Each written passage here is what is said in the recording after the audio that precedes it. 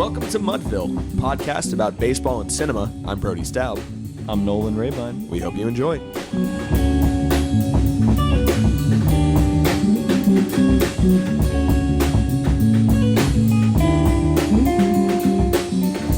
Firing on all cylinders. All right. Hit me with a launch pad, mister. Hit with a launch pad? Okay. Well, we're back. It's Mudville. Mud season. June 29th, just about to be June 30th. We're recording a little bit late tonight, and a little bit late in the week as well. Yeah, it's not our usual day. We're a Tuesday operation. Yeah, this has actually been 2 weeks in a row that we've given the people a nice Friday episode. But you know what? I kind of like it because this is the final day of this series.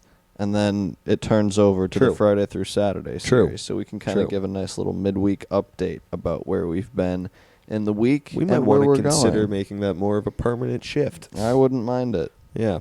Not a bad idea. Also, considering if we had done Tuesday, we would have missed baseball immortality. Yes, we would have. So, you know. This whole week, I was kind of thinking, what's like the angle that we're going to take this week for the podcast? Because it didn't seem like there was anything super. Yeah. Nothing grabbed me, you know. Yeah, it's a shame nothing has since. Yeah, and I didn't see any films this week, so I was kind of like, what are we going to talk about? And I didn't have much. And then Domingo Germán went and pitched a perfect game. He did. I thought you were going to say that Josh Donaldson hit a home run. That also happened. Yeah. Oh, you want to talk about the perfect game? Maybe I guess we could probably do that. I feel like it's a bit done at this point. Like a day later. Yeah. Domingo Germán. I think the staying power of a perfect game is pretty good. So I think so. I think we're going to be talking It'll be about relevant for a little bit. Domingo Germán threw the 24th perfect game in Major League history. 25th. Oh, yeah, okay. Yeah. 25th, but officially 24th.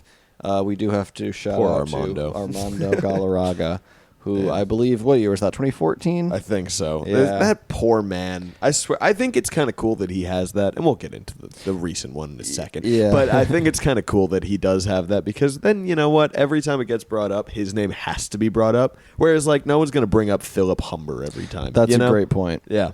I was talking about it today, and yeah, we were remembering, you know, this hasn't happened. Humber? Is it Humber? I think it's Humber. I think it's Humber. Philip Humber. Yeah, okay.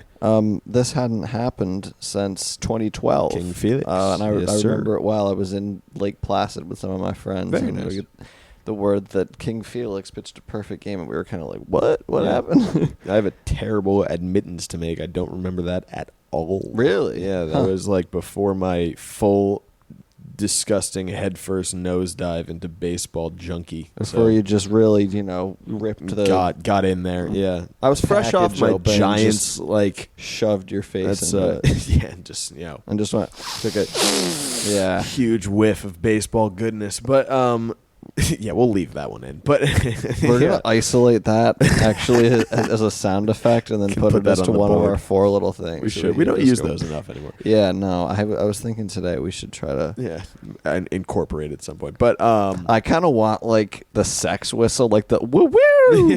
Like I think that would be kind of funny. That's like, pretty good. I heard it in a song. So I don't remember which one. Something like that. Oh, is are you calling that the sex whistle? Wolf whistle? Yeah.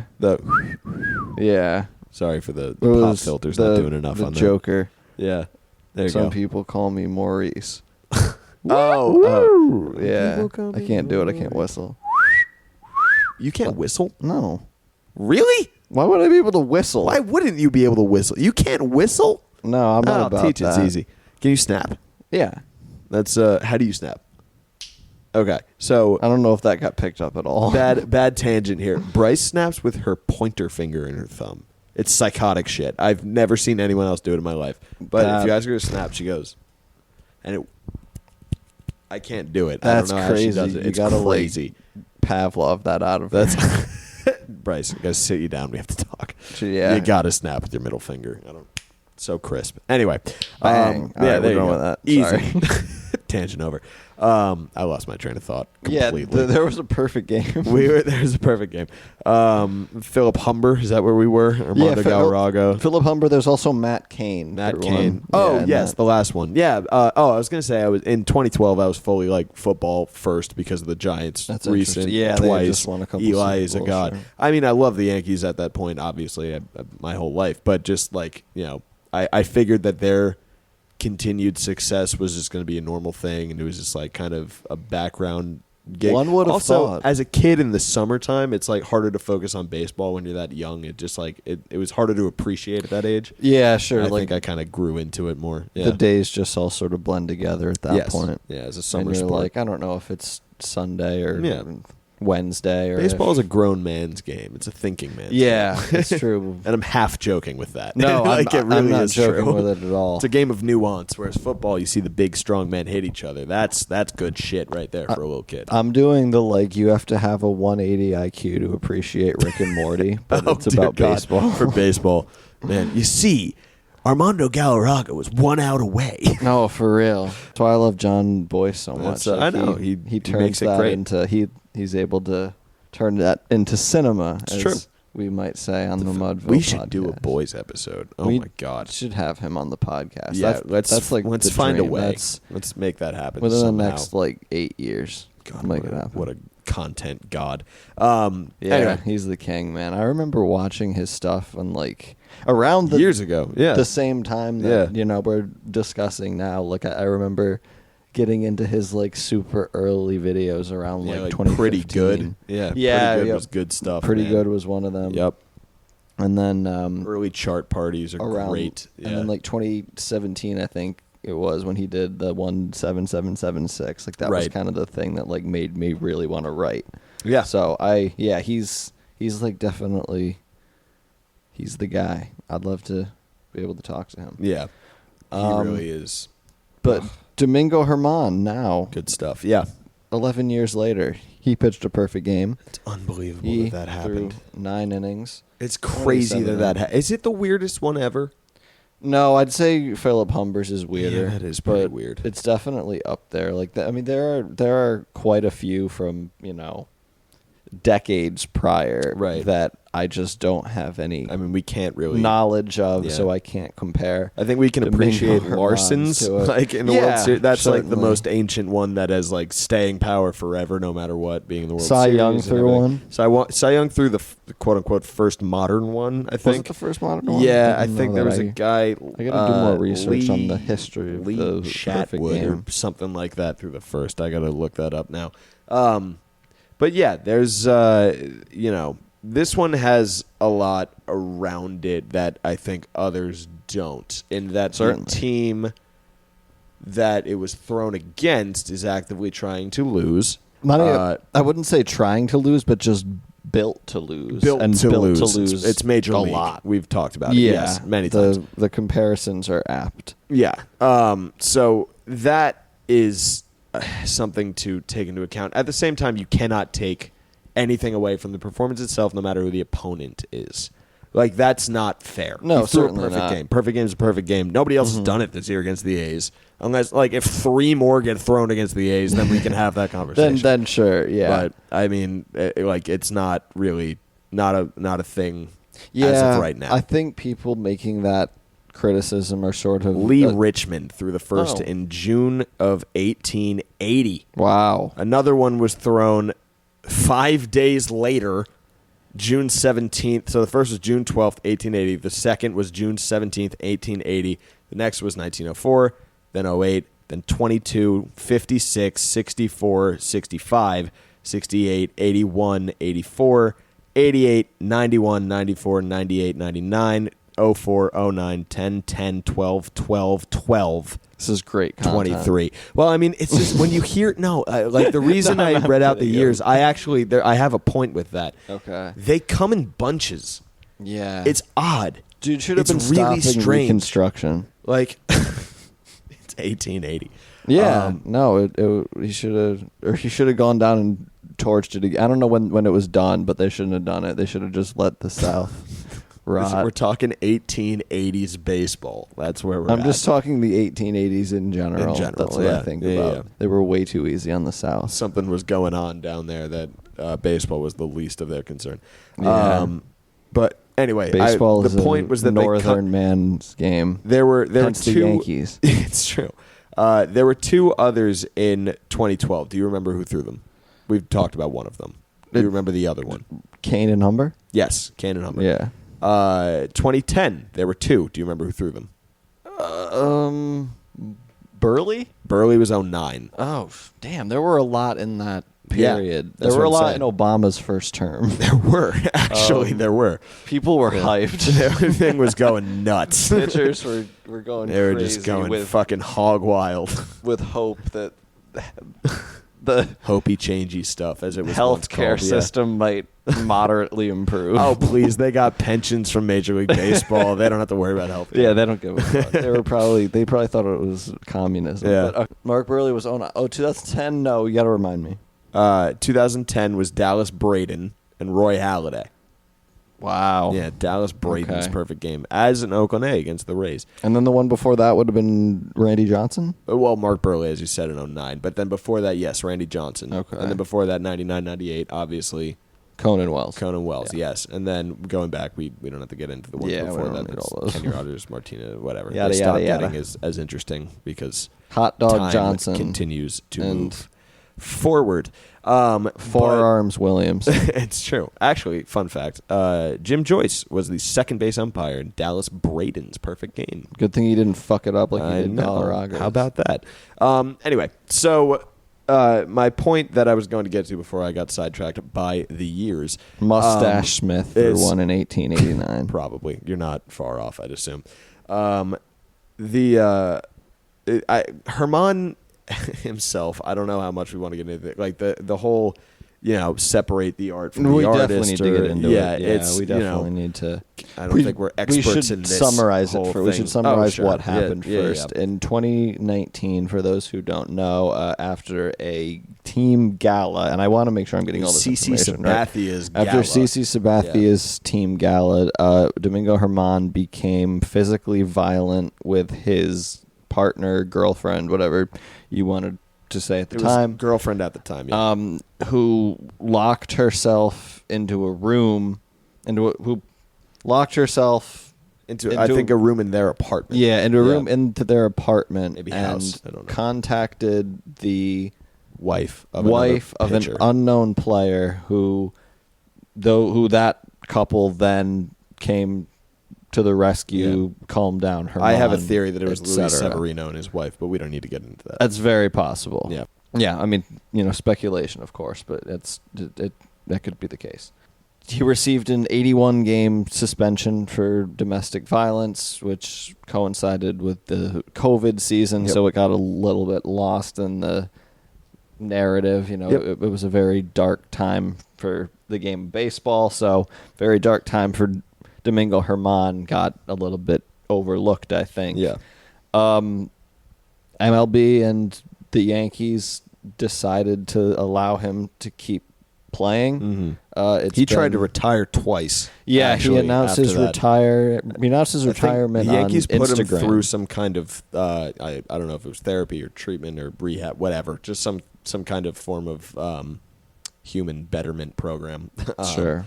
Which in that time and following, and then he tried to retire twice.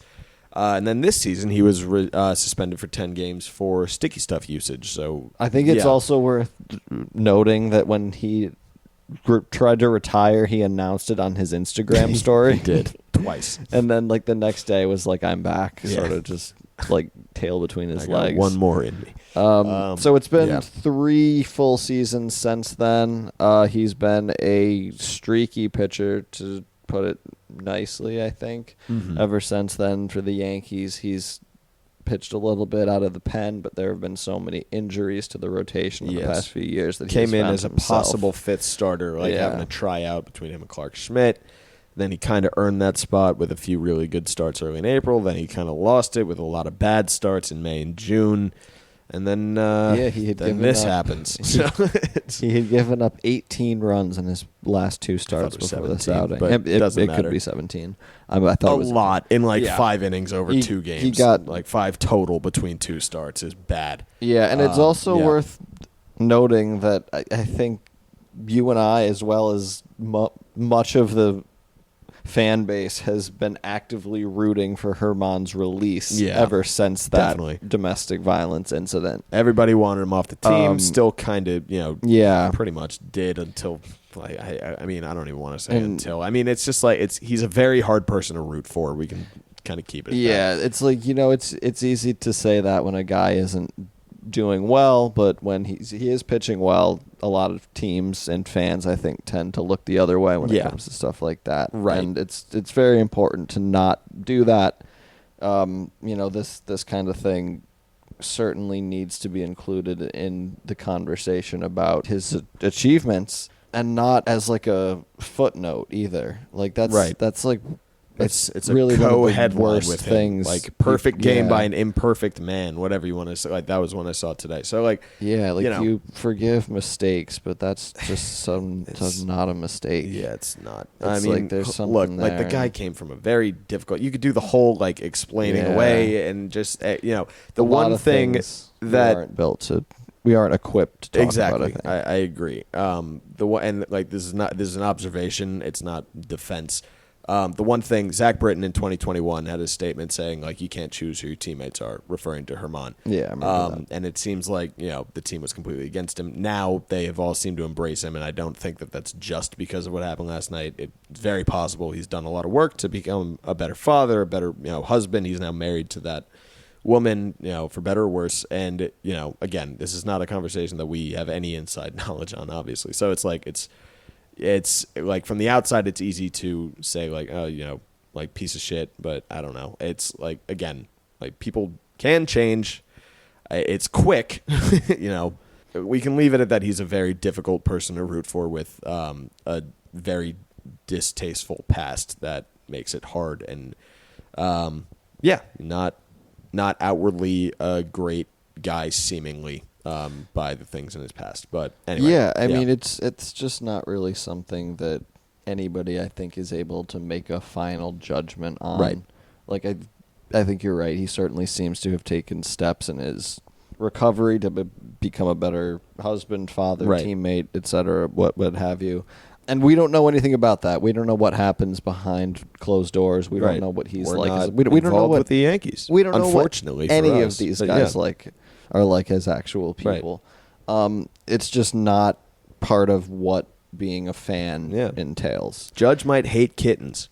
There's a chance. He likes dogs. He allegedly might not be a cat guy. Man, that's a rough comparison. But so we have to disclose that for people who might not be aware. Yeah, it's part of the conversation with him. Part of the conversation, which makes last night, you texted me in the 7th inning, I'm not sure I want this to happen, because now the only perfect game that I'm going to witness with my own eyes, and especially for the Yankees, is being thrown by this fucking guy. So it's it's odd.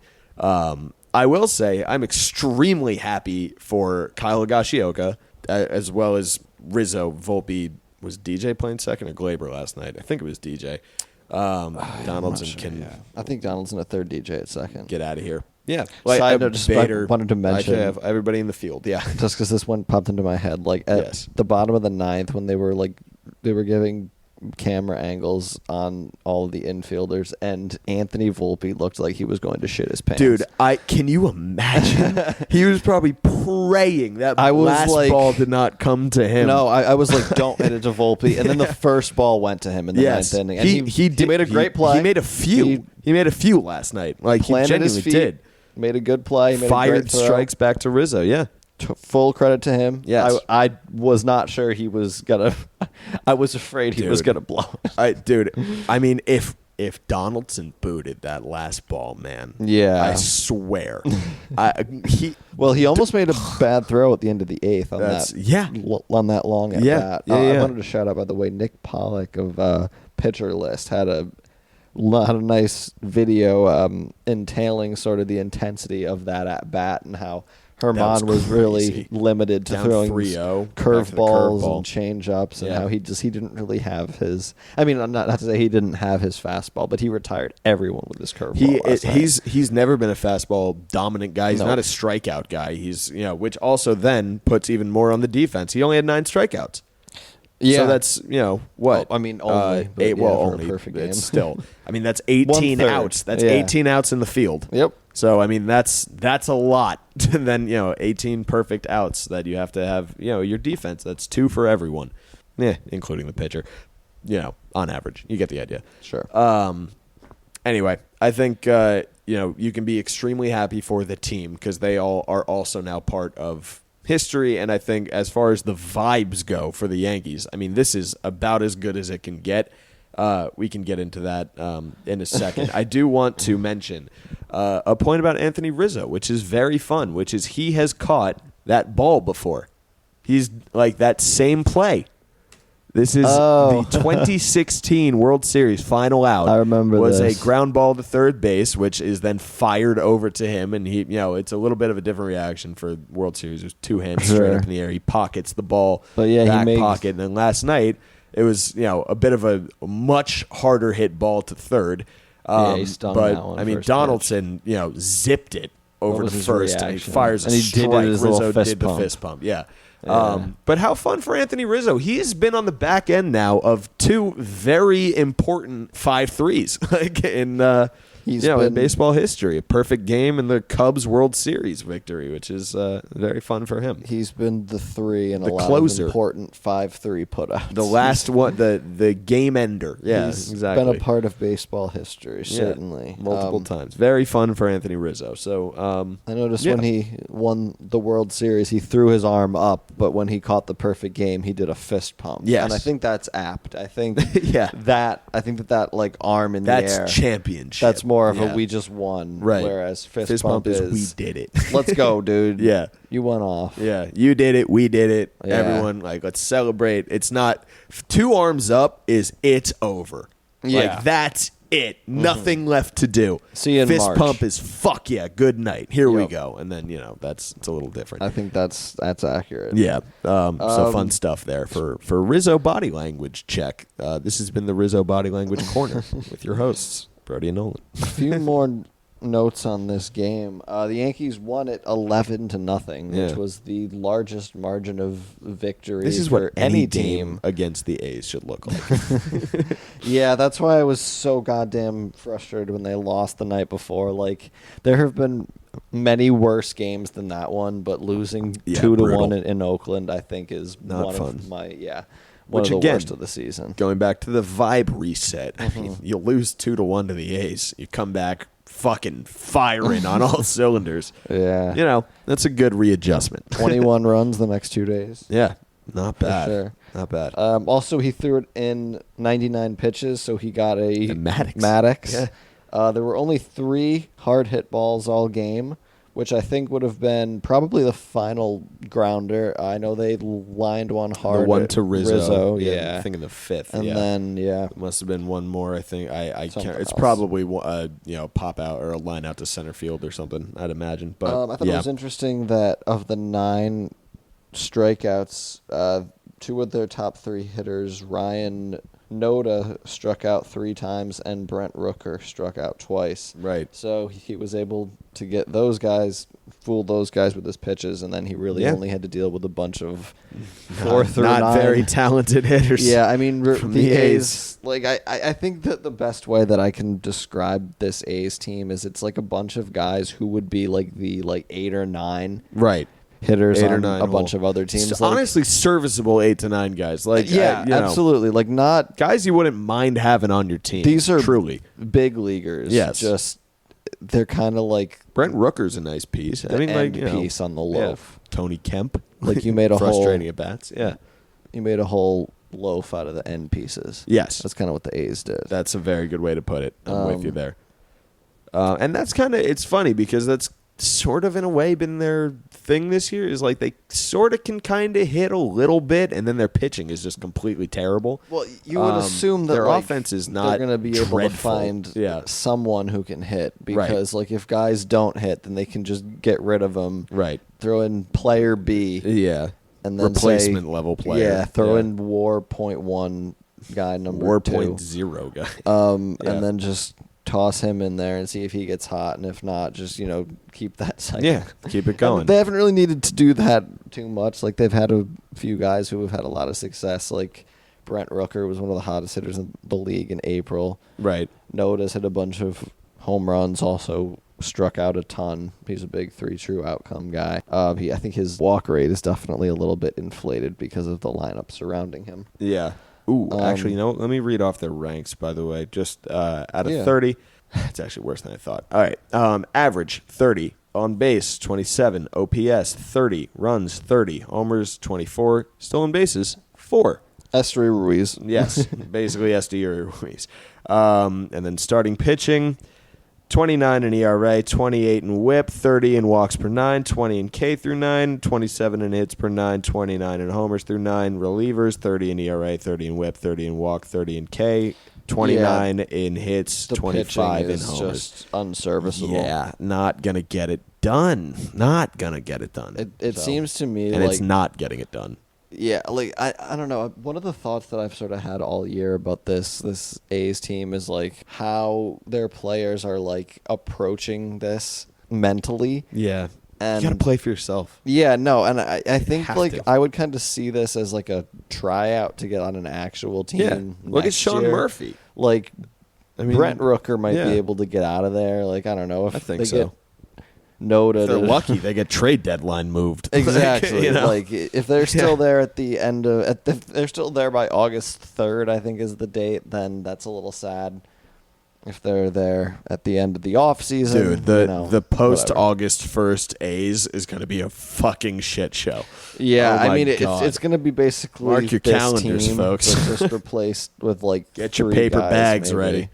Yeah, Not it's fun. going to be bad. I think they all are in it for the long haul because that's just the mentality they have to have for baseball. It's a marathon. The whole And heard they're not it forever. even moving for like another 3 or 4. Like they haven't even if you're from Vegas and you're in it to trying to get there. Yeah, like you haven't Yeah, even secured that yet. I'm just afraid that this team is going to look even worse than this, if that's even 2-3 possible. Years. Unless they stick around, it's like a little core. Watch them win like 70 games next year. I think in the next it's not possible. coming like week or so, I'm gonna start cooking up like a mock draft, and I'm starting to think maybe the A's take like assuming that one falls to them. Maybe they take like a high school bat because then, like that's the guy who could really develop by the time you get there. Yeah, up through like he'll be your stud by the time you get to Vegas. Make sure you can let him really cook. Where's the modern Bryce Harper, the Vegas product?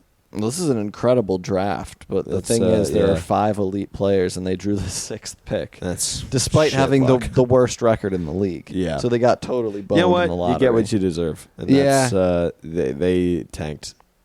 Yeah, I don't feel bad for the ownership at all. Meanwhile, the Pirates, they kind of Pirates. It's fun that they end up with number 1. Yes. So anyway. A lot of. But yeah, I guess that kind of leads into our next thing. There's been a lot of speculation about whether the Pirates will take Paul Skenes or Dylan Cruz at 1 or 2. I think it's got to be Skenes. I think it is at this point. Those are both 2 teammates who just won the national championship as members of the LSU Tigers. Congrats to them. Yeah. 5 seed. Knocking off the 1 seed in Florida. No, 2 seed. Oh, excuse me. Seed. Yep. The 1 seed was. They did also knock off the 1 seed as well. So they got both of them. Giant killers. Yes, sir. Dylan Cruz, arguably the best dog offensive prospect we've seen in quite a long time. Paul Skenes, without a doubt, the best pitching prospect. These are probably the since, COVID products. Cole, they're saying maybe. Right. I didn't follow prospects when I was like 13. Strasburg, maybe. I don't know. Strasburg, I remember. Yeah. Strasburg is because as we mentioned earlier, I mean that was pre kind of baseball my deep dive, and never would have known a prospect from at that age. And Strasburg, I remember him coming up and having the whole crazy debut and all the what did he strike out like 12 guys in his debut or something like that? And he was something teammates with Bryce, so they were coming up at the same time. Him and Harper, they were that's right. As like the Nationals were the future new of the Nationals, the hot new team. And you know what? And they did win a World Nationals won a World Series with neither of them. No. They had Strasburg. You're right. Strasburg was like a hero in that playoffs. You're right. He shut down the Astros. Yes, that was his big moment. But yeah, you know what? It was the year. You can't call him year. a failed prospect then. Like, No, absolutely not. You know, his place is forever cemented in baseball history. Yeah. And Bryce Harper left, of course, and Yes. then the very next year they won the World Series, which was pretty funny. Yeah, rough. And then Juan Soto gets dealt. And now your future is in the hands of James Wood. That's right. That's going to be fun. Joey Meneses. Well, James Wood 30. is a fun prospect. That's true. What else we got for the people? You want to just do Ohtani. Shohei. So he in our little pre-show meeting, I mentioned that this may have been the best month of baseball in baseball history by for a single one player. Yeah. And actually, you know what? With the perfect game tacked on, there's an argument to be made. Depends on what happens with Ellie De La Cruz in his future, but amazing new prospects and everything and whatnot. There's a conversation to be had. You just mean like the month as a whole, I wasn't initially, but then when you said you specified a single player, I was like, you know what? Wait a second. Now that I think about it, there's a lot that happened in this June. But Shohei specifically, we can get into the specifics of, because he is on a flipping. He's on a frippin' tear. He is on a heater, a tear, whatever you want to call it. The guy is going God mode. 13 home runs. Absolute God mode. 13 homers in the month of June, 24 runs scored, 26 RBIs, 4 stolen bases, batting .394, slugging .919. Slugging .919, not OPS. Not OPS, slugging. Yeah. In that same time frame, he's pitched 30 innings with a 3.26 ERA and 37 strikeouts. Continues to have 5 of the most lethal pitches in the big leagues. It's beyond words. It really, I was talking to my dad about this. I don't think that we can aptly describe what he's doing. No. I don't think it's possible. Because he's recontextualizing. You can say it's amazing as much as you want. It just does not hammer home enough how insane this is. I mean, really. I think to even attempt to specify what he's doing, you have to state that it's just totally recontextualized, like what we know about the game of baseball. It's like what Ruth did. Yeah, like people... I think... And I don't just mean as a two-way player, because we've already established that's like overblown with Ruth, being a pitcher. Yeah, nobody cares about that much anymore. Yeah. But, what Ohtani's doing, people are going to talk about forever. Like Forever. I think that I'm not alone in saying that... Ohtani hit .394 in June. Yeah, I said that. I know. I'm repeating. Oh yeah, he hit .394 in June. He certainly did. Where was I going? Believable With that. Believable with a .228 average against. My God. Yeah, it just can't. He's baseball Jesus. I mean, it can't be said enough how singular this player is, not only in Major League Baseball but in the entire world. Like, he is entering the realm of Jordan, LeBron, Phelps, and Messi as the people whose names are synonymous with American and world, in some cases, history. Yeah. I think that's fair. I was listening to a podcast the other day, and they were talking about if he's in that realm at this point. And they kind of said something that I hadn't really thought about, but is true. And I believe this was Talking Baseball, which is Chris Rose and Trevor Plouffe. I think this is where I heard it. But they said that he hasn't done enough outside of baseball to kind of cross that line, because when you ask baseball or non-baseball fans who their favorite baseball player is, most of them still say Jeter, A-Rod, Ortiz, whatever. And those were guys who were famous from the early 2000s because they did a lot of things. They were famous outside of the game because of their personality or whatever. And also just because media was a lot more consolidated back then. But Well, they didn't talk about that. That's just my own theory. But the Sure. the concept of becoming like a breakthrough star now, I think, is very, very different than it was in the early 2000s when these guys were, on the front of every magazine, newspaper, like whatever, on the news in the mornings, or it's just. Remember that Bryce Harper magazine from 2010, where it was like the next Supernatural or something. Yeah, whatever they was called that them. Mike Trout? No, that was Harper. That was Harper, right? The Supernatural. Trout wasn't as big, like going in, like people thought Harper was like the LeBron of baseball when he was 17. Trout got drafted 25th, of course, by the Angels, and then did what he did when he came up, but he wasn't thought of in like the phenom from birth, like in the way that well, he was Bryce a late Harper round was. pick, wasn't he? He was not round 1 pick 25. That's what I thought. I was going to say 24, 25. Well, it was interesting because they had 24 and 25 in that draft. Right. And the thought sort of is because they got pick 25 from the Yankees because they signed Mark Teixeira. Yes. And I believe that the thought process was that if they only had one pick, they would have taken Trout. But because they had two, they picked one guy, and then they took Trout with pick 25 or whatever. I don't know why they would do that. I don't even know if that's true. But it's something that I heard once, and I like to think it's true because it makes me feel better about not having that draft pick. Very fair. Do you know who the second and third picks of the 2010 draft were, which is Bryce Harper's draft, where he went 1 overall? Was it Machado? Machado was 3. Okay, and then Strasburg wasn't the same draft. That was, he was 9. Strasburg went first. Oh. Didn't he? Oh, first yeah. overall. Yeah. Yeah, Harper went first in this draft, yes. So this is a different draft. Who was number 2? Jameson Taillon. Oh, that's right. Funny enough. Oh, man. I wouldn't have gotten that, but like I've looked at that Wikipedia page enough that isn't that crazy? Something in my head. I know. Some fun names in this draft. Christian Yelich was a first rounder in this draft. Mike Fulton-Nevich was a first rounder in this draft. Yasmani Grandal, Chris Sale. I love just going back into old drafts and being like, "Whoa, what a good pick!" Or "What were you thinking?" I know. Yeah, that's it's fun. There's it's rough to see just dudes who don't have major league reference pages, though. I mean, this is 13 years ago. So, like, Barrett Lou. Oh, boy. Diamondbacks, 1-6, 2010. Didn't righty make it. Pitcher, Texas A&M. Didn't cut it. Toughest ones in recent Josh memory. Sale. Another guy named Sale. Ray's pick. It's probably his brother. Yeah. One of the worst ones, I think, in, like, recent memory is the pick right before the Yankees snagged Anthony Volpe with pick 30.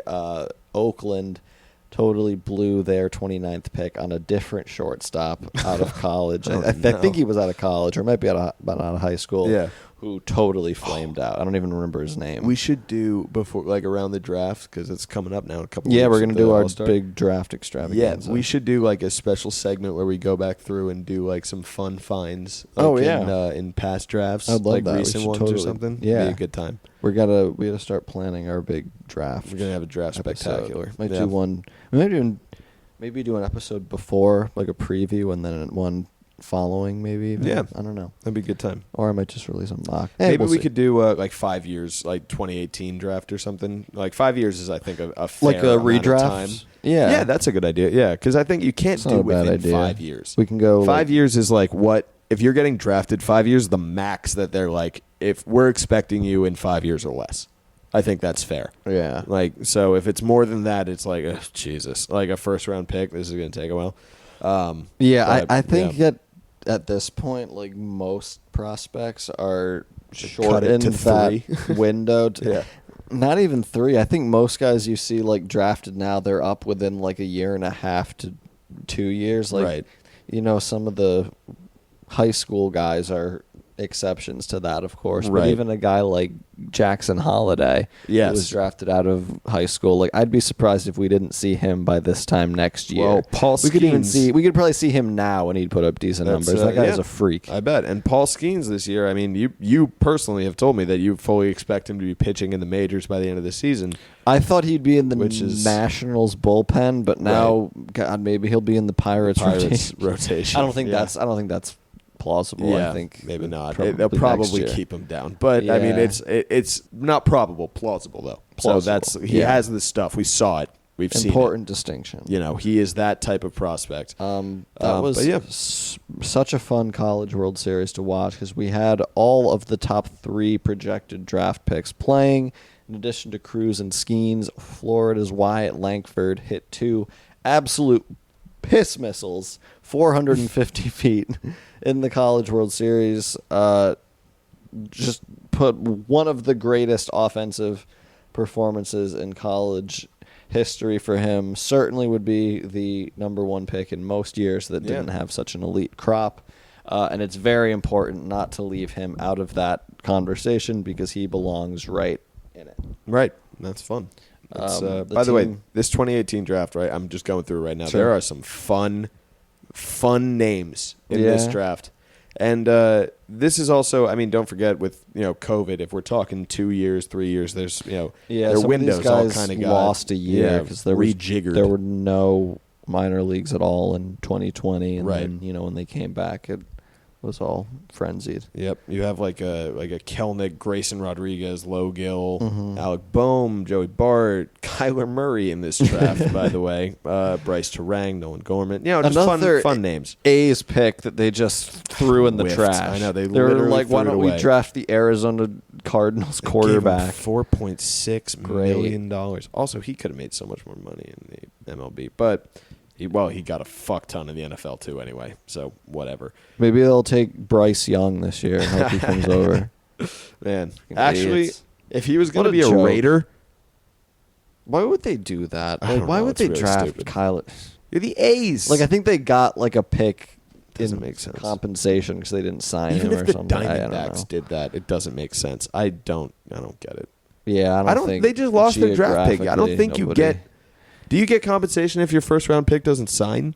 Yeah. You must, right? The Mets got it when Kumar Rocker didn't sign in 2021. Yeah. And then he signed with the Rangers. And he got drafted by the Rangers super under slot the next year. And then the Mets picked, Jet Williams, I think, with their compensation pick or something. Mets, Kevin Parada. Oh, no, that's in their first-round pick. They had their compensatory 2 picks in that sort of... Jet Williams, yes. 14th. Yeah. There you go. That's how it goes. There you go. Right after Zach Neto. Yeah. Who was already up in the big leagues. In the bigs, yes. Another guy that points to the only guy from that draft, which was last year. Yep. Who is now in the big leagues. No, there's a second guy. Smith Shawver is also up now. He was drafted in round, I think, 3. Oh, first rounders, excuse me. Yeah, he's the only first rounder. Yeah. But he should be the only one, Smith Shawver. I can't believe how fast he... That's also completely, an anomaly. That's not a thing that matters. Yeah. Most guys aren't up as quickly as those two have been, but I think it's reasonable to expect that a decent number of guys who are drafted out of college might be up in the big leagues by the end of the following season or at the start of 2 seasons after that. Yes. I think that's a reasonable assumption. Quote unquote get put on the fast track. Like Spencer Jones, we've heard a ton, is going to get fast tracked to the majors. Yeah. Stuff like that. That was the term I was looking for Smith Shawver. Yeah, there you go. By the way, 2021 draft, so the year before Zach Neto, who is, again, already up, and your guy, Smith Shawver. There you go. Only 4 first rounders. You can just call him ass as initials. That's fair enough. Only 4 major leaguers now out of the 21 first round currently, which is Henry Davis, Sam Bachman, Matt McClain, and Gavin Williams. So all 3 of whom were just called up within the past month. Literally, yeah. 2 of them the past week. Yeah, actually, that's a good point. 9 games for Bachman. So maybe my point is a little bit, what am I, bold in my 2 years assumption. Maybe it might be 2 years. Right, yeah, three might be 2 years in the minors, you're saying. If we only have got 4 guys from that draft in the big leagues now, I think that's fair to say. Yeah, because right now we got Gavin Williams with 2 games, Sam Bachman with 9. You got Matt McClain with 40 games this year on the Reds, not many, and then Henry Davis has played 9. Well, who were some of the other college bats or arms in that draft? I bet Jack Leiter. They have to be right on. Yeah, Jack Leiter kind of fell apart. Wait, that was... Oh, yeah, that was the same year, because that was the year with Marcelo Mayer. Yes, Marcelo Mayer is in this draft. I think he'll be up by this summer. Colton Cowser was in this draft. He should be up by now, but he's just blocked, so he should be up. Yeah, he'll probably be there, I'm sure. Yep. Let's see. Sam Bachman was a college guy. Kumar Rocker, again, we went over that. Injury, didn't sign, doesn't count. Will Bednar. He's up. Excuse me. He's playing for the Reds. Or, God, no, that's Will Benson. Jesus Christ. Will Benson, yes. There's a Will Benson, there's a Will Bednar, and there's a Will Brennan on the Guardians. Yes. So, God. Lots of Will Bs. I got to get tripped up. Will be playing in the majors. Sal Frelick, Boston College. He should be up again. Yeah, probably. Like any day. I think he got called up for a little bit. I think he was... I don't think he has. No, I'm confusing him with Bryce Terang. Yes, Bryce Terang played, I believe, a couple games. Actually, I don't even know. Michael McGreevy. College guy. Pass. Cardinals. Yeah, no idea. Gunnar Hoagland, Blue Jays pick. Pass. Sure there. Pitcher, Trey Sweeney, Yankees shortstop. He kind of flamed. I mean, he's hot this month, I guess. Yes. But yeah, he's, I don't know. Jordan Wicks, Cubs, first round pick. Don't know enough about him. Pitcher. Don't know much either. Gab Williams, again, he's up now. Ryan Cusick, Wake Forest. Again, they were just in the World Series. Or no, they made it to the semis. And I think that's it. Most of these guys are high school, except for Tyler Black. Who are some of the high schoolers? State University. I'll do top few picks here. Henry Davis. We got Jackson Jobe again. Again, he got hurt, but he was one of the top prospects before that. Yes. So it's Marcelo Mayer, Jordan Lawler. Lawler is going to be. He should be in the bigs within the next couple months, I think. Frank Mazzucato. He's the Royals flying up boards. There you go. But I mean, Benny Montgomery is a very fun name. Benny Montgomery is another guy who got hurt. Mazzucato, they're not going to call him up this year because the Royals are dog shit. So they're going to let him develop, I think. But I think he's going to be a good pick. Sure. Brady House. Another guy. Harry Ford, who we saw in the World Baseball Classic. Andrew Painter. Those are all great picks. So I don't know that was. I think maybe that draft specifically might have just been really strong on like strong high school guys, and some of the college names might have flamed out a little bit. Yeah, I'll say 2 years now is my average time between the draft and debuting. I think that's fair. And just to again go back. Even just one where you're talking about first overall pick, Spencer Torkelson was the first overall pick in 2020. Yes.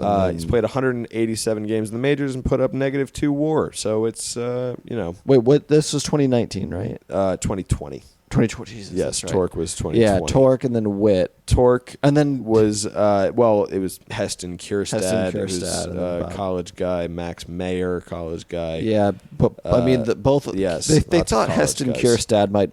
They didn't know if he was going to live for a while. Something was going on with him. And Max Meyer had Tommy John. So, again, both. We got Asa Lacy, Austin Martin, Emerson Hancock, Nick Gonzalez, Robert Hassel. All of those guys flamed out. Robert Hassel? I think so. Ooh, that's interesting. Zach Veen. Again, been super disappointing. Here's a fun one. Reed Detmers, 10th overall pick. That's nice. Garrett Crochet right afterwards. Both. There's Patrick Bailey. Garrett Crochet is a guy who was up like that year. Like he was drafted and then they instantly called him up before the season even ended. Yeah. And then who else we got? P. Crow Armstrong is in here. Garrett Mitchell is in here. Garrett Mitchell was up. Jordan Walker. Cade Cavalli. These are Jared all Schuster, guys Bobby who should Miller, be up or are up by Jordan now. Westberg and Carmen Midozinski. These are the only guys who have played in the majors from this draft so far. And Tyler Soderstrom. I can say I think everybody that you've named so far has either debuted, is actively in the league, or was a disappointment. I was specifically just naming the guys who have played in the majors from the 2020 draft. So I'd say since that was that's been 3 years at this point, so we're approaching this year's draft. I'd say 3 years is a solid metric. This was a good pick, or maybe we biffed this one a little. I think that's fair. And I think part of the reason also why I want to go through that so much is because a lot of people don't really pay attention to the MLB draft very tightly.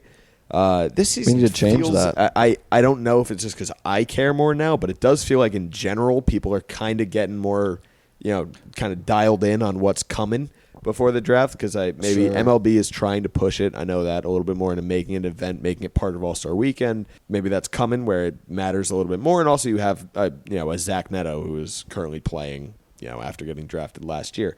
So maybe that's a thing that could really save the draft, or at least change the draft into mattering a ton, is if guys are instantly called up and contributing soon. Definitely people are going to be much more likely to tune into something like that if they think this is a guy I'm going to see next year. Before 5 years. As opposed to this is a guy I'm going to see when I have children. Right, exactly. I know. For a while, nobody wants to think about what they'll be doing in 5 years. Meanwhile, an 18-year-old just got $8 million, and they're about to be living the best years of their lives pretty soon while you're just, toiling away doing the same old, same old. Not fun. I love There's a little pain in that giggle. Yeah. Scouting draft prospects for the big leagues is like you have to immediately get past, oh my God, look at this guy's birthday. Because if you don't, that's all you're going to be saying. Like when I looked at like Cam Collier, I think it was from this past year. I think he was born in like 2004. Oh my Lord. And like in this draft year, I think there might be a guy who was born in 2006 even. Oh my goodness. So it's like ridiculous. And that might be like Cam Collier was born November 20th, 2004. Yeah. Wow. I think it also like it doesn't help the development stage's popularity that so many of the best players are guys who were exploited at age like 15 or 16 coming over internationally out of the South. The global South, that is, not Alabama. Well, specifically, actually, and not to tie this back in fully, because we don't have to go back into it, but Domingo Germán was the first Dominican player to throw a perfect game, which is very significant because the Dominican Republic is now, like baseball heaven. Like it's the garden of baseball. Like all these prospects are coming out of the Dominican. For years, they have their, the academies and everything. They've had much more offensive success, maybe. Oh, much more offensive success. I mean, relievers. They have a lot of really good relief pitchers. Yeah. Because I think they just teach them how to throw really hard, like from really young age. Ashamed to admit, sometimes, like for some of the older guys, I'll confuse whether they're Dominican or Venezuelan. It's hard to keep sometimes that happens to me. Hard to keep it straight. Yeah. I will work on that. Yeah, but it's very surprising that Germán is the first Dominican to throw a perfect game. I think like Juan Marichal is probably the most recognizable Dominican pitcher. I think that's probably fair. He's a Hall of Famer. Where's Pedro Martinez from? Pedro was Dominican, I think, too. Actually, good call on that. Now I think about it, I forgot about Pedro. But yes, he's also Dominican. Okay. So a few Hall of Famers. But yeah, that is... Anyway, the point I was going to make is him being the first Dominican player to throw a no-hitter is that's definitely significant because that is he's going to be remembered among Dominican players as like this is now an icon for a lot of these guys now. He has at least the long-term legacy of Philip Humber. Yes, which it is funny that is now what we got. Also, I'm just looking at Dominican pitchers with interesting stats. We got Francisco Cordero, 329 saves. Okay. That's a lot. Fernando Rodney. Yeah. Yeah, I remember Fernando Rodney. Jose Mesa's in there. Armando Benitez, Rafael Soriano, Alex Colomé, Santiago Casilla. There's a lot of... Fernando Rodney has got to be so Octavio happy Dotel, that he retired before they instituted the pitch clock. Yeah. He would have been gone. Not. He would have retired. Would have helped like him. 30. And then as far as starters go, you got Juan Marichal, Bartolo Colon, Pedro, Irvin Santana, Johnny Cueto, Joaquin Andujar. This has been such a good naming some guys episode. Oh my God, I'm loving it. We gotta do more. I know, love a good naming guys episode. Dude, when we start a Patreon and like whenever, what we should do is have like exclusive episodes where we just reminisce about like guys. Dude, if you want to do that, the best era to do it is like 2010s, early 2010s Yankees. Yeah, and nothing beats it. Well, I would say insane. I would say like late 2000s baseball for me because that's when like I was very. That's why the Immaculate Grid was so fun. Yeah, exactly. That's when I was like 8 or 10 or whatever. It's true. I was like, oh my God, Jermaine Dye or whatever. Right. That's true. Actually, you know what? Richie Sexton. I need to give myself a little more credit. I was paying more attention to baseball than I remember because those names do. I'm sure you not were. just like ring a bell, but just like they have like feelings attached to them. I think I like understood what you meant though, because like around that time for me, like I remember like 2014 or 15, I started getting like way more into the NBA than MLB. Right. And that didn't last. I love basketball, not to like shit on that game. I've definitely fallen out of favor. I'm not favor even, but I've definitely not like they had the NBA draft last week, and I didn't really know too many of the names, and that kind of makes me sad. 'Cause I used to know more of those guys. Like I know way more about the upcoming MLB draft than I did about NBA. Right. That's fair. Yeah. I have a very, very fun piece of trivia for you. Okay. I'm going to name you 4 guys. Mm-hmm. They all have something in common. Okay. You have to tell me what that thing is. Hit me. Okay. Actually, I'm going to name you 5 guys. 5 guys. So you could be a cheeseburger? Burgers and fries. 5 guys. Joey Votto, Edwin Encarnacion, Ken Griffey Jr. Is that 3 or 4? That's 3. That's 3. Excuse me. Let me restart. Joey Votto, Edwin Encarnacion, Ken Griffey Jr., Jay Bruce, and Bronson Arroyo. They all played for the Reds. In 2008. Oh, man. They were all on the 2008 Reds. Yeah. They were all teammates. There was a dugout. That sounds right. That had those guys in there. That's crazy. Joey Votto, Edwin Encarnacion, Bronson Arroyo, Jay Bruce, and who was the other guy? Ken Griffey Jr. Ken Griffey, Jesus, yeah, of course. Yeah. That's interesting. You had a 21-year-old Jay Bruce with a 38-year-old Ken Griffey Jr. The Reds, and a 31-year-old Bronson Arroyo. 31. I feel like there's a little bit more with and a 22-year-old Johnny Cueto. Ooh, by the way, that's fun. Yeah, crazy. Interesting. Man. That's fun. That's fun trivia. Yeah, that's a weird team. Yeah, man, that's another Patreon episode. Weird team. Weird groupings for our non-existent patrons. Yeah, exactly. That'll come. We'll get there. All free from us. Yeah, we'll get there. But yeah, fun stuff. Oh my God, Scott Hatteberg was on that team. Oh my God, fun stuff. Chris Pratt. Yeah, I got a few more things to go down for what happened in baseball this week. If you just let me go, I'm going to lead us into some weird places. Yeah, we'll go ahead. We got to save take the reins back. We'll do another episode just for a bunch of guys. Yeah. But this past week, Guy app. Brian Bayo has been electric for the Red Sox in June. Yes, sir. He's figured out his arsenal and has dominated over his past 4 starts.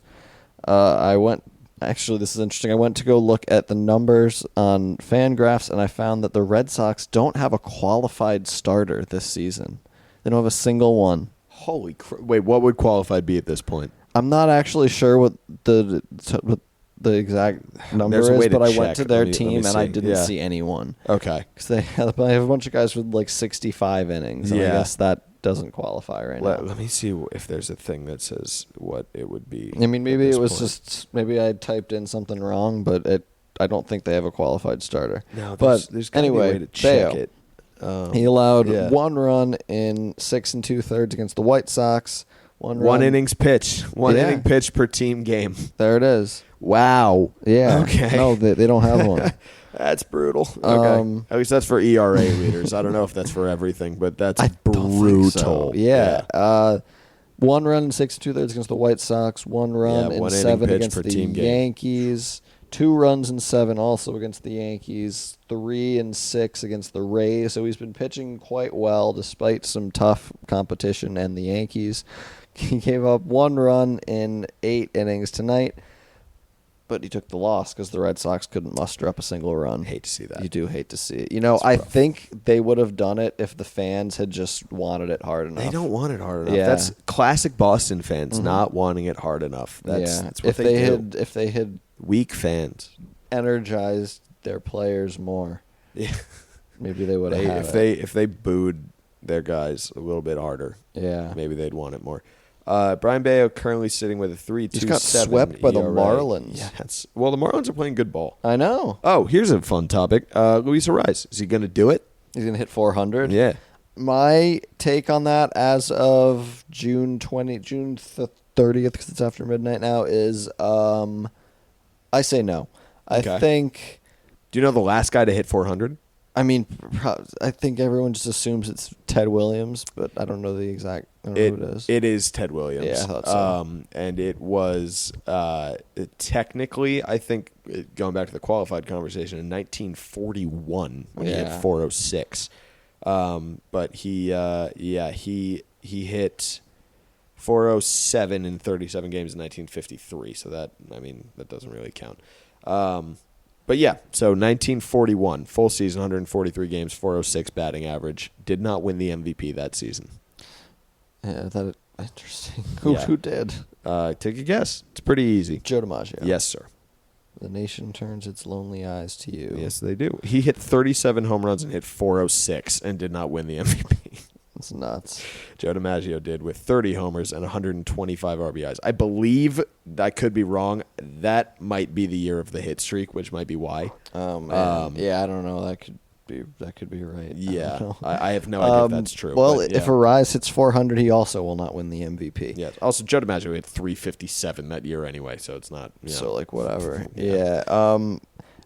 So my thing with Arise is like, I heard something interesting this week, which is that he hit a home run in one of the games, and it was only like his second or third home run of the season. He has 3 on the year. It was his third of the season, and went into that at bat saying, I'm going to hit a home run.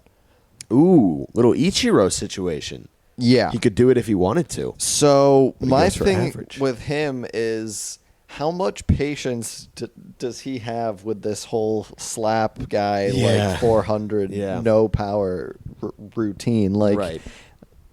At a certain point, you're going to say, I want to get paid like Jose Ramirez. Because Right. You're not going to get paid. Even as dumb as it is, I think teams should be paying more for average because it's rare, but that might be a product of all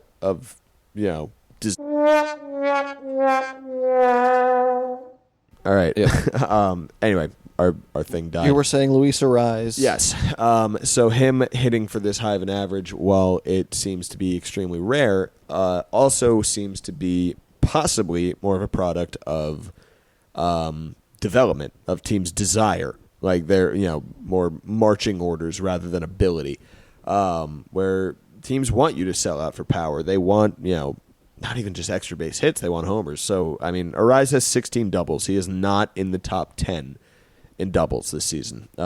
He has 1 triple. Wow. 3 homers. He's not very fast, which... No, he's not fast. That's impressive. Yeah, he has. He's hitting 396, as we said, with a 490 slug. So he's under a 1 dot for his OPS. Or for his ISO. Well, his ISO is where's his ISO? Isn't that the difference? ISO is .94. Yeah, that's crazy that it's under .1. Yes, absolutely insane. That's what's that? The difference between your average and your slug? I think. That I seems think right. so. Something like that. Yes. On base, yeah, that seems right. But yeah, so underneath 1, and meanwhile, like Josh Donaldson's is probably like 400. So it's like, oh my god, yeah. But so more. Arise is underneath a 1 dot for his OPS. On base percentage is 447, slugging 490, and again he's hitting 396. So that's a lot of singles. 114 hits. Excuse me. Again, 114 hits, 16 doubles, 1 triple, 3 homers. So yeah, I think. Honestly, I think 400 for him is sustainable. He does have a 159 OPS plus. Yeah, that's quite good. Yes. Well, that's on base. Yeah, there's a lot that factors into OPS plus, but yes. Yeah, definitely. Arise mostly factor around your on base percentage. Like the fact that 400 seems like it's something that he could sustain, I think in itself is just superhuman. Right. Especially when you're facing guys throwing 99-mile-an-hour sinkers and that's whatever Yohan Duran throws, and like it's a durability and stamina thing at that point. It's not just a talent thing at that level. So, well, durability and stamina, but also just like hitting has become such a much more difficult art, right, or science, however you want to approach it. So like when I don't think it's even comparable to guys like Ted Williams or like I don't know how to pronounce that name. Lajway. Yes. Yeah. Like at least that could be wrong, but that's how it sounds taught, right so, to me. Yeah, it sounds right to me. I know it's not LaJoey. Yeah. Yeah. So like if Arise did hit 400, like that would be as generational as what Aaron Judge did. Right. Last year, I think like that would be a stat on par with that. Right. I think at a certain point, both Arise and the Marlins are going to say, what if we try to unlock a season where he hits 320 and hits 25 home runs? Right. Because he clearly has the bat-to-ball skills. Just get some power behind it. Like, especially if they change up that lineup a little bit. Like, they've gotten some power behind him with, like, Brian De La Cruz and Jorge Soler has been playing really well. Jesus Sanchez was hot for a little, but that doesn't seem to be the case anymore. That being said, though, if you just have a team of guys who can get on base and then you put a Rise after them, you're going to score a shit ton of runs. Oh God! So like, you could manipulate a lineup with him to have him lead the league in RBIs. Yes, definitely. So actually, I was going to say, if he was faster, he'd lead in runs scored. Yeah. That's also part of what I was going to say. So, do you know who is second in batting average this season? So far? Acuna? Yes. He's hitting .331. Yeah. Which is also absurd. Wild. He's tied for 9th in homers with 19. He's By the way, so is pace. Judge, which is ridiculous. He hasn't played in a month. Something that I was going to note that I'll just bring up right now. Acuna, I believe, is on pace for a 40-75 season. That's insane. Mm-hmm. That's insane. So that is why I said earlier in the episode, even if Arise hits 400, he's not winning the MVP. Acuna has 36 steals, 19 homers. Unless Acuna goes down for the year, knock on wood. Yeah. I just dear God, not again. If they do, or if he does, the Braves are going to win the fucking World Series again. We're going to do that anyway. They are a force. True. They are That's so hilarious that we good. said that while Freddie Freeman was on screen on the dugout looking a little upset. Currently looking at a 12-3 Dodgers-Rockies game. Yes. You can guess who is winning.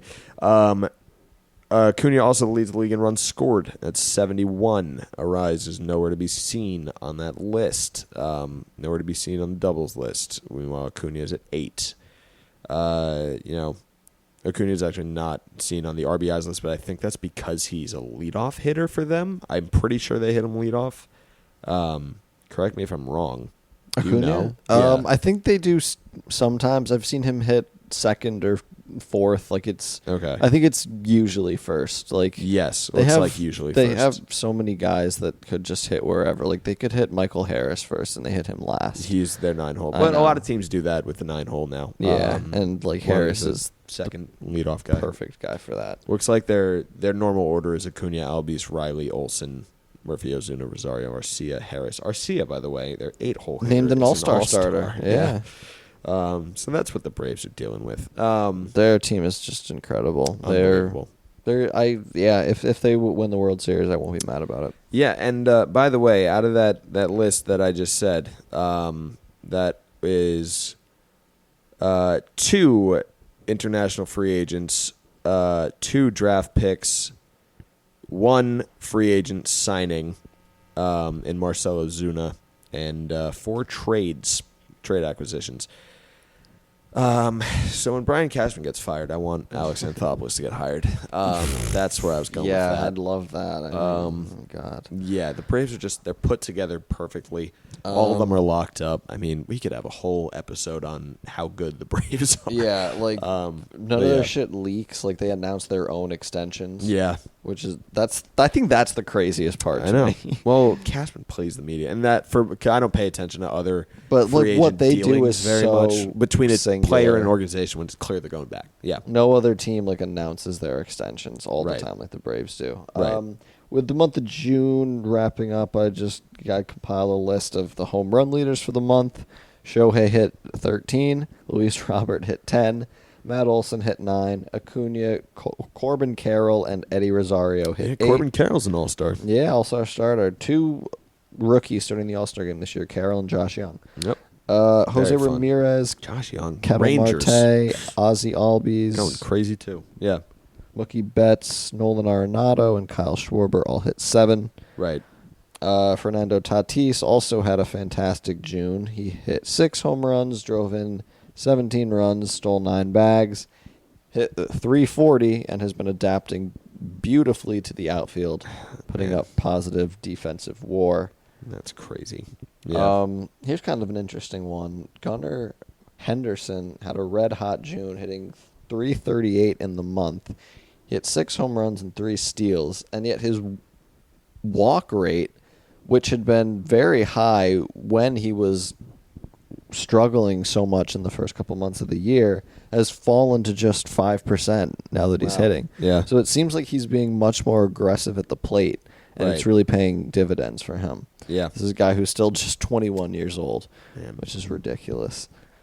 The Orioles are going to be a force for quite some time to come. Yeah.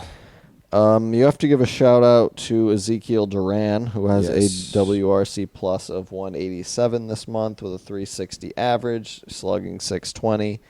Killing it for the Rangers, who look like World Series contenders. It could be a Rangers-Braves World Series for all we know. Foolish to not say they are at this point. Zeke Duran, imagine having that guy on your team. Yeah, in the month of June, 4 homers, 360 average, slugged .627. Beautiful, man. 187 WRC plus with a full 1.0 WAR. Christian Walker continues to be the most underappreciated star in the game. Yeah. He has 16 homers on the year, Absolutely. 344 on base, slugging .527. Hit 362 in June. Yeah, not to mention last year he hit 36 home runs. He walks around 9-10% of the time usually. Strikes out less than 20, and the ISO sits around 230 or 40. That is elite production out of the first base position. Yeah. And I hope that the ascension of the Arizona Diamondbacks in the standings will start to bring some national attention his way. Sure. Something interesting about Christian Walker that I certainly didn't know at the time was he was a College World Series hero when he was at North Carolina. I think he hit like 2 home runs in the World Series or something like that. Mm-hmm. So it would be nice to see him in some clutch moments. Talking about last week. X-clutch. X-clutch. There's one other thing I wanted to talk about real quick, and it's a storyline that has been a topic of discussion for years now at this point, which is finally starting to kind of show up, and that is the offensive output of another Christian, and not talking Blake Trinan, Christian Yelich, who had a very, very hot June. Did he? He hit 330, only 2 homers, but put up 1.3 WAR, slugged .511, 156 WRC plus, and on the season so far, 277, 9 homers, 121 WRC plus, 2.5 WAR. He also 77 games played so far for the team, which is that's another thing, staying on the field and actually showing up and doing these things. 31 this year. So Yelich, he's locked up for like 6 more years. And the Brewers had kind of been at a point where before the season starts, everybody, including myself, and I believe you as well, were saying that they were going to end up selling off because they just were not going to be able to get it done. Yeah. And with the Reds being as hot as they were, it's kind of lost in the shuffle that the Brewers are tied right now, actually, for the lead in the NL Central. They're still probably the betting favorites. I'd assume. Yeah. They're 5 games over 500 right now because it's the NL Central, and they're tied for first place. That record would be in 4th, just above the Red Sox in the AL East. But, the Brewers are, at a point right now where they're probably not going to sell. Not only that, they're looking at winning the division, and one of their guys that needs to do it is doing it, which is, he got a lot of shit for a long time about not doing what he was supposed to do, and worth pointing out that he is coming around. Now he's doing it. Yeah. We got a bunch of fun series coming up this weekend. We've got Yankees are going into St. Louis. The Cardinals just got flossed today by the Astros, like 15-0. Diamondbacks are so bad. Are going to play the Angels. Cardinals are 33-47. Right now, it's bad for them. Yeah. It's going to be interesting to see what the Yankees do. I'm a little cautious about it. It seems like a series where the Cardinals are going to play over their heads. Trap series. But we'll see. Trap series. Yeah. What else we got going on? So is this A's series, apparently. Although they did win it, thankfully. They did, with a perfect game. Yep. Too, so. The Diamondbacks are But playing, not sweeping for the A's is a trap series. Yeah, not sweeping the A's is like getting swept by any other team. Not I think good. that's fair to say. Yeah. All right, here's the rest of the series. Arizona going into Anaheim to play the Angels. That one's going to be a lot of fun. Very fun series, yeah. Miami going to Atlanta. That's going to be great. Okay. Marlins Braves. We got some divisional action here with Red Sox Blue Jays. Marlins Braves. Not first place implications with that, by the way. But the Marlins, if they sweep, they probably won't, could pull it to within 3 for the division lead, which is crazy. That's nuts. Crazy. Especially because it seems like the Braves are just running roughshod over everybody. No, the Marlins are playing that good of ball right now. That's going to be a really fun series to watch. Yeah. But yeah, we got Red Sox, Blue Jays. We got some. We got some interleague play with Cubs, Guardians. That's fun. The White Sox are playing the A's. Might just steer clear of that one altogether. San Diego. The Guardians, by the way, are also tied for first place in the Central. So that's worth noting. They should probably try to go win that series. The Cubs are only 5 games out of the Central too, by the way. And they're in 4th. So that's a very contentious division right now. What team isn't 5 games out of the Central right now? The Cardinals. The Cardinals and the Royals. Yeah. Cardinals are 9.5 out of the NL Central. The Royals are 16.5 out of the AL Central. Still should be 16.5 out of the AL Central. That's rough. They should be 23 and 58. They'd be like 30 games out of any respectable division. Terrible. Yes. San Diego Padres are going into Cincinnati. One team trending down, another team trending up. That'll be a lot of fun. Tigers, Rockies, who cares? The Astros are playing the Rangers. Ooh, that'll be fun. Very excited for that series. The Astros are 5 games out of the West. So there you go. Right behind the Rangers. Dodgers are going to go piss on the Royals in Kansas City. And the Dodgers are 2.5 out in the NL West, so they could end up at the end of this weekend in first. We got a little more divisional action with Brewers Pirates. Very fun, as I mentioned. The Twins are going into Baltimore to play the O's. Also pretty fun. That's Twins are trying to hold on to their lead. Here's another trending O's are up. 5.5 out of the Rays. So that's it's just out of reach. Yeah. But they're still they're playing a little over their heads maybe, but they're still the top wild card team, and I see no reason that they can't maintain that. Definitely doable.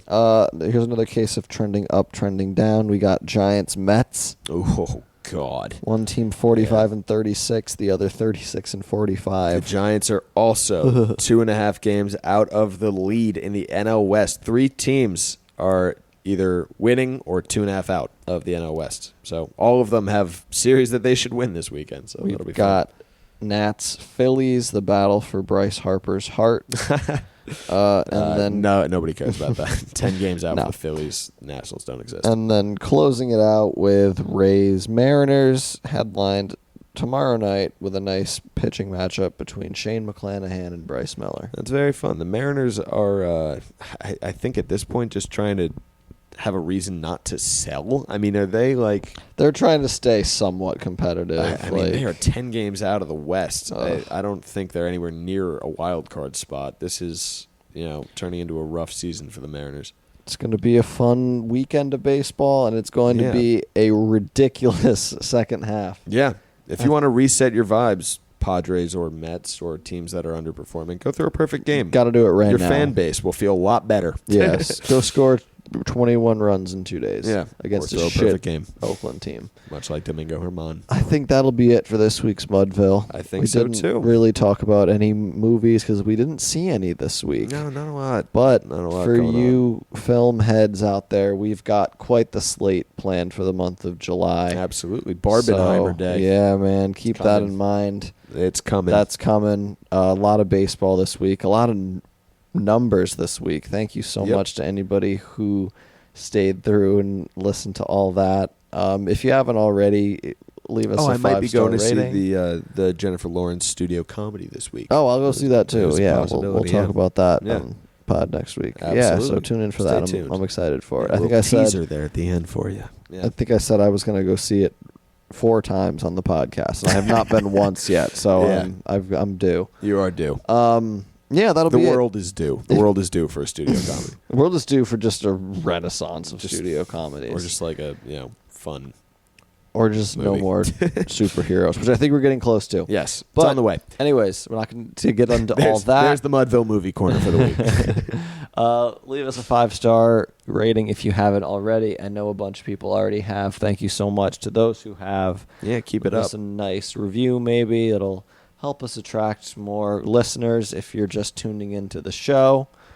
We're Mudville, a podcast about baseball and cinema. I've been Nolan Rabine. I've been Brody Staub. You can find us on Twitter at BoardGuy23, BORDGUY23, and At Stuck in the Coil. or on Blue Sky at whatever the Blue Sky thing is, Brody S and And- Blue Sky whatever. Nolan R. and Brody S. Yeah, So, go do that. see you We're next week. around. See you guys next week.